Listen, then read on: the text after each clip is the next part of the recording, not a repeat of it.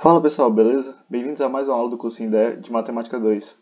Hoje, dando prosseguimento ao conteúdo de geometria espacial, falaremos sobre pirâmides e cilindros. Bora começar? Para começar, vamos falar de pirâmides. Mas o que é uma pirâmide?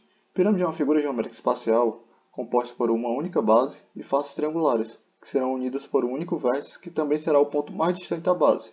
Em outras palavras, a pirâmide é uma figura geométrica espacial, mais precisamente um poliedro, e é composta por uma base e um vértice. Sua base pode ser triangular, pentagonal, quadrada, retangular ou até mesmo paralelogramo. Já o vértice corresponde ao ponto mais distante da base da pirâmide e que une todas as faces laterais triangulares. Vocês podem ver aqui, eu trouxe três exemplos de pirâmides. Uma de base triangular, uma de base quadrada e uma de base pentagonal.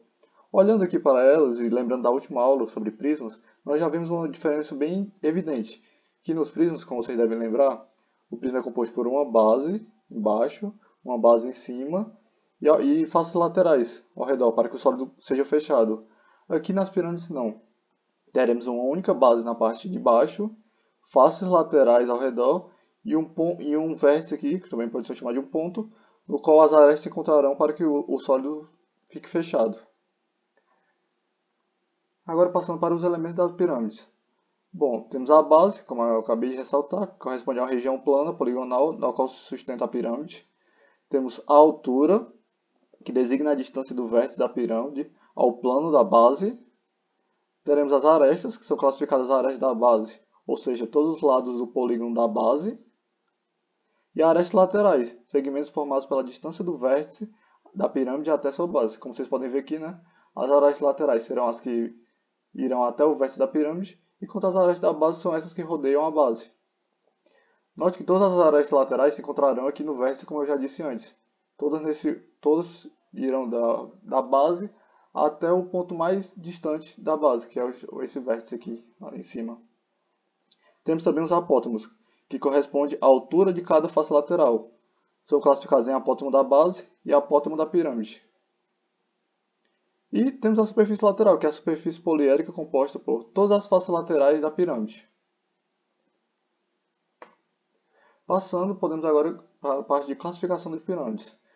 As pirâmides podem ser classificadas de acordo com a base. Por exemplo, uma pirâmide que a sua base é representada por um triângulo vai ser chamada de pirâmide triangular.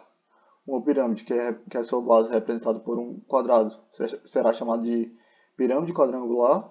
Uma pirâmide que sua base é representada por um pentágono será chamada de pirâmide pentagonal. Uma pirâmide que tem que a sua base representa um hexágono será chamada de pirâmide hexagonal. E assim em diante, se sua base for um heptágono, um octógono, um icoságono, independente, ela vai ser chamada baseado no polígono que representa sua base. Temos também a classificação de acordo com a inclinação. Temos a pirâmide reta, que ela é classificada assim por causa que a projeção de seu vértice coincide com o ponto que tem a mesma distância dos vértices do polígono da base, no caso, o centro geométrico do polígono, vocês podem ver esse pontinho aqui, e a pirâmide oblíqua, no qual a projeção do vértice não coincide com o centro da base. Por exemplo, aqui é o centro da base, porém a projeção desse ponto aqui, desse vértice, seria mais ou menos aqui, ou seja, não coincidindo, enquanto aqui esse vértice coincidiria no centro da base.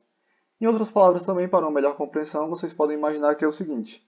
Se você pegar um segmento de reta, traçado do ponto da base até o vértice, esse segmento aqui, se ele formar um ângulo de 90 graus, se ele for perpendicular à base, quer dizer que então a pirâmide é reta. Porém, uma pirâmide oblíqua, se você pegar aqui o centro da base, traçar um segmento de reta até o vértice, e o ângulo for diferente de 90 graus, o ângulo que esse segmento fará com a base, então é classificado de pirâmide oblíqua, assim sendo um pouco melhor de compreender a diferença entre pirâmide reta e pirâmide oblíqua. Passando agora para a parte de área da pirâmide, nós temos dois tipos de áreas da pirâmide. Tem a área lateral e a área da base. Iniciando pela área lateral, deve-se calcular a soma das áreas dos triângulos que representam a pirâmide. Ou seja, digamos que temos essa aqui, pirâmide, né? Certo? Que ela é toda igual, tem as mesmas dimensões, as faces laterais são iguais. Você teria que fazer o quê? Você calcularia a área dessa face aqui, desse triângulo aqui, e apenas multiplicaria por 4. Mas por que por 4? Bom, como a base dela é um quadrado, ela tem 4 faces laterais, certo? Então você tem que apenas multiplicar por 4. Calcular a área de uma e multiplicar por 4. Muito mais fácil, muito mais rápido. Porém, então, você vai ter que se atentar se as faces são iguais e qual é a base que representa ela, o polígono que representa sua base, para aí saber a quantidade de faces laterais que a pirâmide tem. Por exemplo, se fosse uma pirâmide hexagonal, ela tem um hexágono como base, então ela vai ter 6 faces laterais. Então você calculava a área de uma das faces laterais e multiplicava por 6. E aí você teria a área lateral. Porém, atente bastante ao apótema. Porque aqui nessa pirâmide reta aqui, por exemplo, a altura da pirâmide é diferente do apótema da pirâmide. Porque o apótema ele é a altura da face lateral apenas. Ou seja, se ele te der a altura da pirâmide e você utilizar para calcular a área da face lateral, vai dar um resultado diferente do esperado. Porque você tem que utilizar o apótema, pois ele é a altura da face lateral. Então tenha bastante cuidado quando você for fazer as contas e nos dados que a questão te der. Porque, por exemplo, se ele te der a altura, você pode utilizar isso para descobrir o apótema. O teorema de Pitágoras, por exemplo. Caso ele não tenha dado apótema. Então tenha cuidado com isso. Passando agora para a área da base da pirâmide, ela é um pouco mais fácil, assim por dizer, porque você vai ter que calcular a área do polígono que representa a base. Porém, diferente dos prismas, que nos prismas tem duas bases, aqui só tem uma, então você vai ter que apenas calcular uma vez a área e nem vai precisar multiplicar por 2 no final. Ou seja, você apenas vai ter que se atentar ao polígono que representa a sua base. Aqui que é um triângulo, você calcularia a área do triângulo. Aqui é um quadrado, aqui é um pentágono, aqui é um hexágono. Então você tem que se atentar qual o polígono para se lembrar qual a equação que utiliza para calcular a área daquele polígono. E aí você vai ter a área da base da pirâmide. Note que eu não deixei nenhuma equação assim pré-definida, né? Porque a, a área lateral você pode, dependendo do triângulo, você pode utilizar a equação que melhor preferir para isso. E aqui na área da base vai depender muito do polígono, então você vai ter que lembrar das equações ou dos jeitos que você pode encontrar a área daquele polígono que está representado na pirâmide. Temos também aqui a única equação que eu deixei assim que seria a da área total, que seria a área total igual à área lateral mais a área da base. Daí você teria a área da pirâmide, ou a área total da pirâmide. Passando agora para o volume da pirâmide, que o volume é representado por essa equação aqui, que volume igual a área da base vezes a altura por 3. Se você pegar, omitir esse 3 aqui e pensar só na área da base vezes a altura, você vai lembrar que isso é o volume de um prisma, certo? Então, mas por que então é igual assim e ainda acrescenta esse dividindo por 3? Bom, olhe para essa imagem aqui. Você percebe aqui tem um prisma e dentro dele terá 3 pirâmides. Isso é uma propriedade, certo? Que dentro de um prisma cabe 3 pirâmides com a mesma base e a mesma altura daquele prisma. Ou seja, se você sabe o volume desse prisma aqui e quer saber o volume de uma das pirâmides, você precisa fazer o quê? Apenas dividir por 3, já que todas as pirâmides têm o mesmo tamanho, o mesmo volume, perdão. Então essa é uma propriedade, certo? Que o volume da pirâmide vai ser 1/3 do volume do prisma, com a mesma base e a mesma altura. Uma forma também de lembrar é que quando você tiver um sólido no qual ele é pontiagudo, assim por dizer, né, que é só um vértice em cima, basta você pegar o volume do prisma e dividir por 3, certo? Atentando, claro, que a área da base vai depender do polígono que representa a sua base. E para finalizar a parte de pirâmides, nós temos o tronco da pirâmide, certo? Que tem algumas questões que pegam uma pirâmide e fazem um corte no meio, ou algo do tipo assim, dividindo a pirâmide em uma pirâmide menor, e isso aqui que se chama o tronco da pirâmide. Aí daí ele pode pedir algumas coisas, por exemplo, o volume da pirâmide. Aí você apenas tem que usar um teorema de Thales, sabe? Algo comparativo, assim, uma regra de 3. Por exemplo, mas aí você tem que ter cuidado para não comparar essa pirâmide menor com o tronco, porque se você lembra o teorema de Thales, observam objetos semelhantes em dadas proporções. Então aqui, por exemplo, se quisesse o volume desse tronco aqui, do tronco da pirâmide, você pegaria o volume da pirâmide maior e subtrairia do volume da pirâmide menor. Aí você teria o volume do tronco da pirâmide. Terminado agora o conteúdo de pirâmides, podemos passar para a parte de cilindros. Mas o que é um cilindro? Cilindro é um sólido geométrico alongado e arredondado, que apresenta dois círculos com raios de medidas equivalentes, os quais estão situados em planos paralelos. Em outras palavras, o cilindro ou cilindro circular é um sólido geométrico alongado e arredondado que possui o mesmo diâmetro ao longo de todo o comprimento. Essa figura geométrica, que faz parte dos estudos de geometria espacial, apresenta dois círculos com raios de medidas equivalentes, os quais estão situados em planos paralelos. Vocês podem ver aqui, ele lembra um pouco um prisma, certo? Em que? Que ele vai ter duas bases também, uma em cima e uma embaixo. Porém, ao contrário do prisma e da pirâmide, que possuem faces laterais, ele não, ele possui um corpo arredondado ao redor. Não é como se fossem várias faces laterais divididas por arestas e vértices. Como vocês podem ver, o corpo todo é arredondado, então ele não apresenta arestas e nem vértices, certo? É como você, por exemplo, para você pensar na face lateral dele, é se você pegasse uma cartolina e fosse dobrando ela, deixando nesse formato aqui. Pode pensar assim, como assim a face lateral do cilindro. Mas os elementos do cilindro, já que ele não possui nem vértice nem aresta, temos as faces, né, como eu acabei de falar, a face lateral, que é algo mais arredondado, e as faces da base, que serão círculos, tanto em cima quanto embaixo. Temos o raio do círculo, né, assim como o diâmetro, que é duas vezes o raio.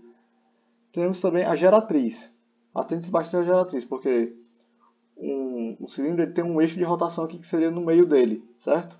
A geratriz vai ser um segmento paralelo ao eixo. Nesse caso aqui, seria assim, seria esse segmento aqui, por exemplo, se traçássemos um segmento aqui. Nesse caso, a geratriz seria a mesma coisa que a altura do cilindro. Mas vamos ver já já que nem sempre a geratriz vai ser igual à altura do cilindro. Chegando na parte da classificação do cilindro, temos o cilindro reto e temos o cilindro oblíquo. O cilindro reto é quando o eixo de rotação dele é perpendicular à base, ou seja, forma um ângulo de 90 graus com a base. Já no cilindro oblíquo é quando o eixo de rotação do cilindro faz um ângulo diferente de 90 graus com a base, ou seja, não é perpendicular à base. E daí, aquilo que eu falei, que a geratriz nem sempre vai ser igual à altura. Por exemplo, aqui no cilindro reto, como o eixo faz 90 graus e é perpendicular, a geratriz vai ser igual à altura. Vocês podem ver aqui, a geratriz corresponde à altura. Porém, no cilindro oblíquo, vocês têm que tomar cuidado com isso, pois como o eixo de rotação não vai 90 graus, não é perpendicular à base, a geratriz vai ser diferente da altura, porque como vocês podem ver aqui, esse segmento aqui que é paralelo e do mesmo tamanho que o eixo, não vai ser igual à altura. Isso aqui eu acho que a partir dessa imagem fica bastante evidente a diferença dos dois por causa disso. Então lembre-se bem disso. No cilindro reto, geratriz igual à altura. No cilindro oblíquo, geratriz diferente de altura.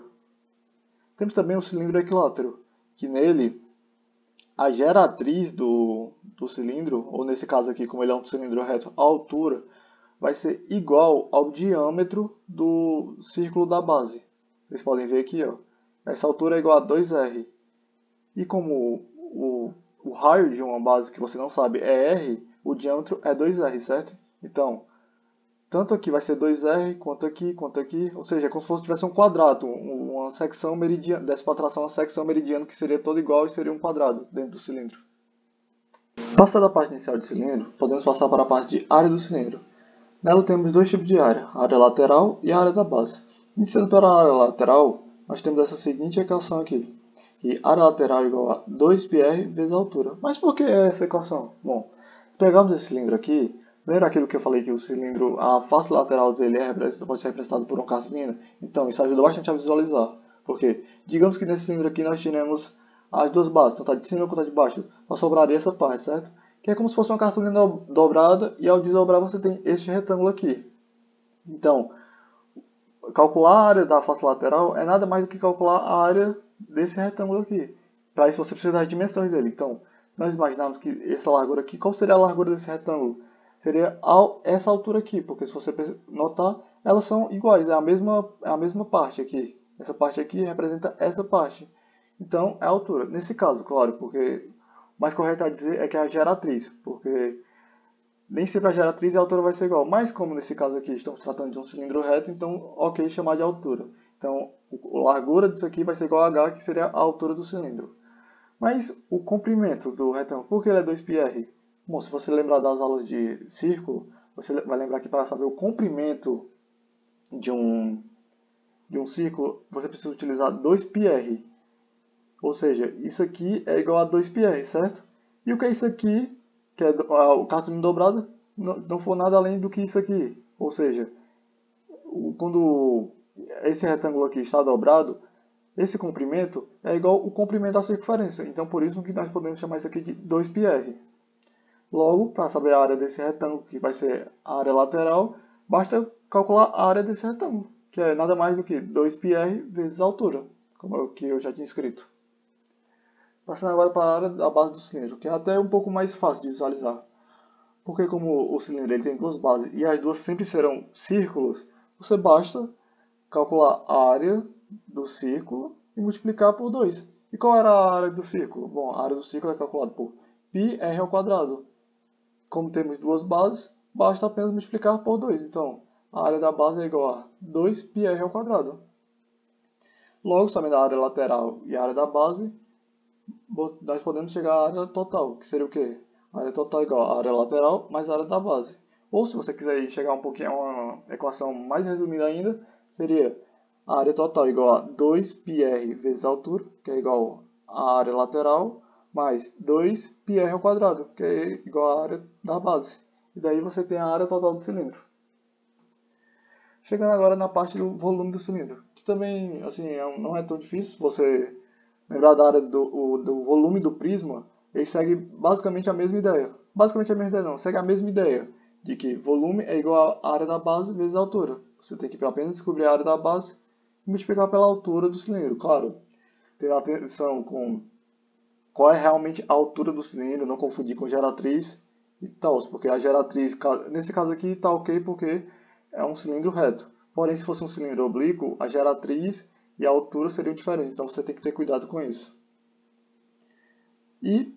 Mas aqui, diferente do prisma, que no prisma nós chegamos apenas à área da base vezes a altura, porque a base pode ser diferente, no cilindro, que a base sempre será o círculo, nós podemos chegar numa equação mais ampla ainda, que é o volume é igual a π vezes r ao quadrado, que é a área de um círculo, vezes a altura. E daí, a partir disso, você tem o volume do cilindro.